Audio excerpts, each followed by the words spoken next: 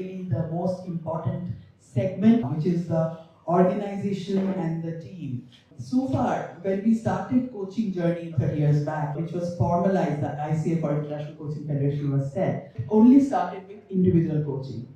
So it was one-on-one, and it was primarily for the top leaders because it was expensive, one, and two, it was like almost elite getting. But overall, coaching is for development purpose, it is for finding you more, or we don't know what it is. We really don't know. Let's explore. That's what we've been exploring.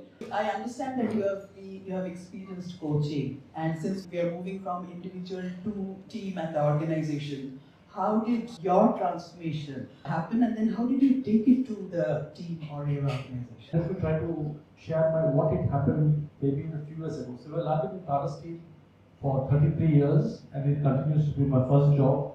I'm got it from the campus and moved around the company. So I was assigned a coach maybe a few years ago, maybe around 7-8 years ago. And at that point of time, Sharmi, I felt, am I being singled out? That, hey, this guy needs coaching? But I must tell you, it has been a transformation journey because I felt that coach was special. And she had a profound impact on me, and her name was Radha Mukherjee. I'm not so sure if any of you will come in contact with her. But it left a very lasting impact on me because it changed me. We used to always have lots of mentors at work. You always say you have a mentor at work, you have mentors off work. But a coach was something which I realized transformed me. And I know it for sure, it transformed me in 4 distinct ways. Very 4 distinct ways. I was a listener, and you always say that you listen a lot, but I think Radha told me to be an empathetic listener. Small but powerful game-shifting change, being an empathetic listener. I think that was one clear takeaway, and perhaps I'll share with you a couple of slides of what my coaching journey went about. The second part which impacted me tremendously, which I felt, was the ability to ask right questions. It's not easy. You feel that it is easier to ask, but not easy to ask. The right questions. It helped me again. The third piece which I felt was what Mr. Ambani did say yesterday. A lot about empathy, a lot about credibility, a lot about humility. How does it seep into you? And the fourth piece of credibility. I took away these 4 from the coaching sessions, and I think I'm kind of living it. I'm not so sure how successful I am, but I've been living these 4 because of the session which I had. And it went on for a period of, I think your session went on for almost 3 to 4 months, or if not more. But each of those conversations, those sessions, I felt so powerful, so game-changing, because it was without, the sole purpose was not to find chinks in your armor, but to see how you can play better. So it was a wonderful session which I had. Thank you so much. That really resonates with many of us who've also experienced coaching. And personally for us, while I'm coaching, I also ensure that I get coached. It's a continuous journey. So thank you so much for bringing that up. It really gives us a lot of hope that we have, how we can transform, right? Charanpreet Singh is known as CP. So he is also my school senior, and when I met him through different social connections, I realized how popular he is.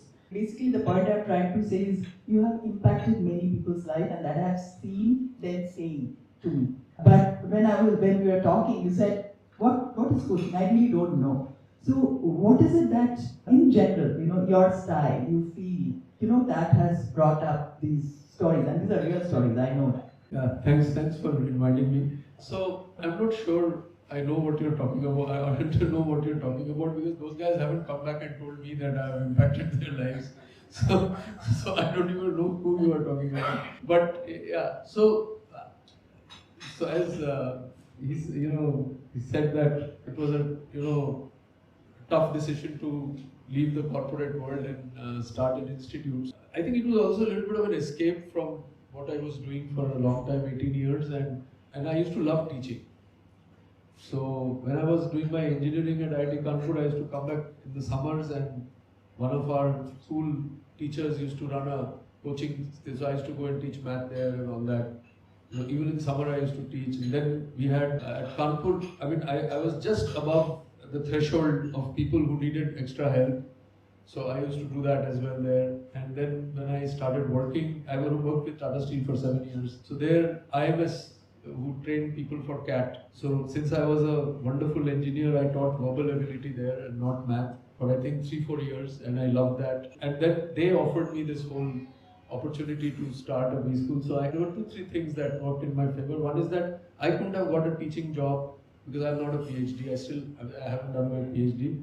So this was if I have to want to teach, I have to build my own institution. So that was one. And the second one was that we used to keep discussing, and I'm sure these discussions help happen in every organization, that students who come out of institutes are not industry ready.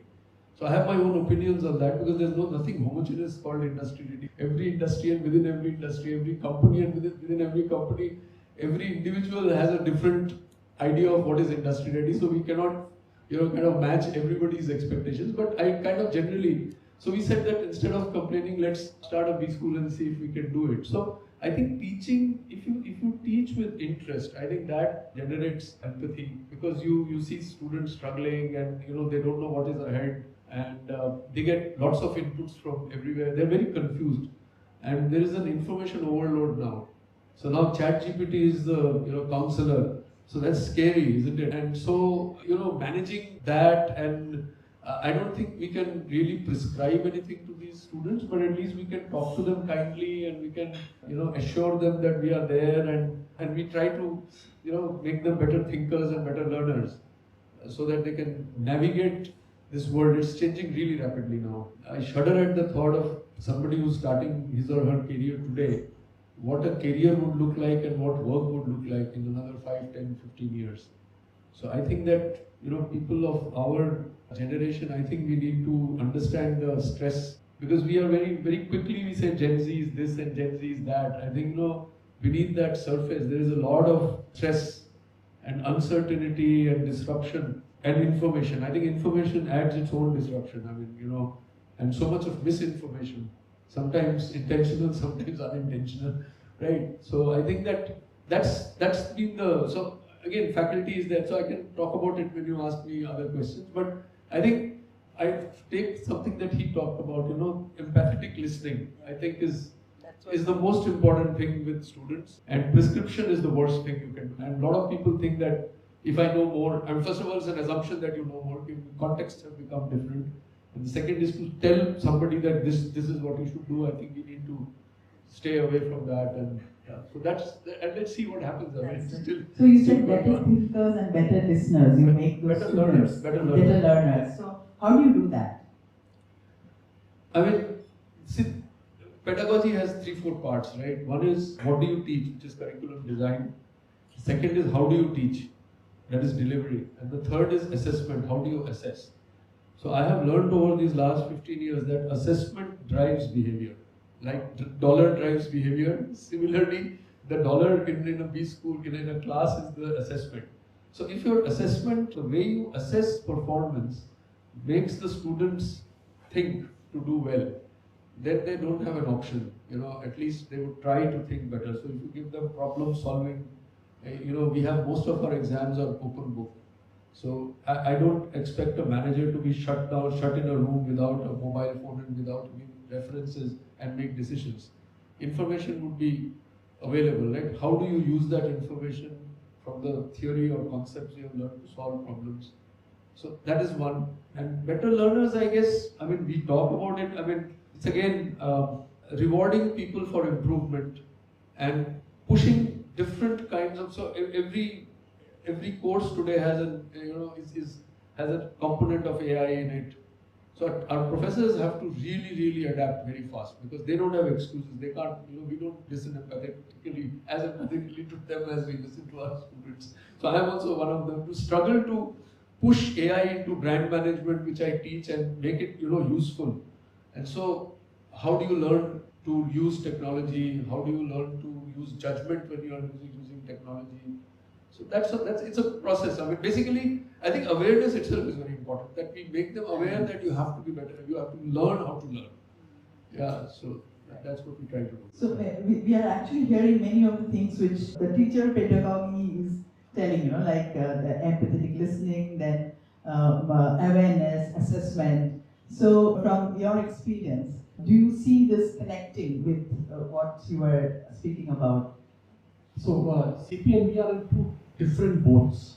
He is all about training the mind for the future, young minds. But let me also try to connect the dots. I think Jagdish told about soul searching.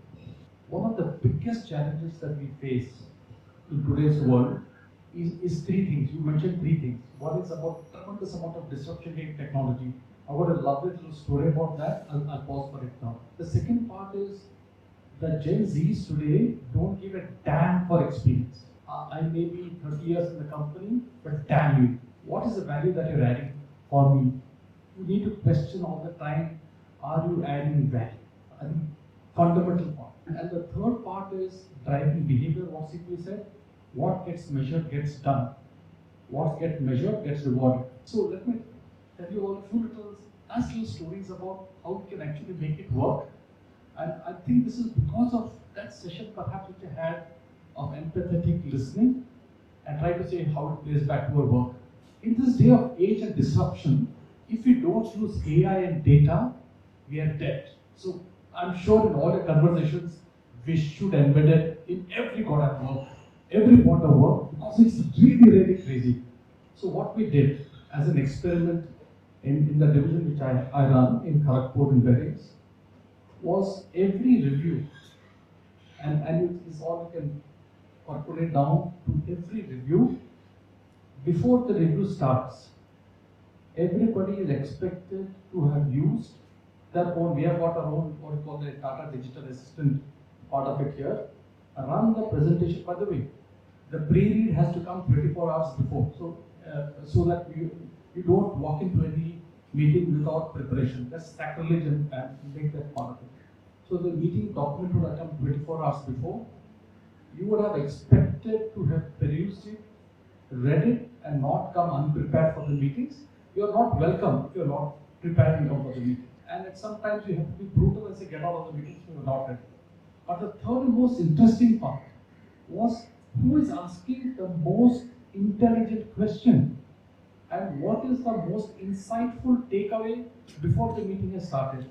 How many of them actually raise their hands and say, hey, you know what?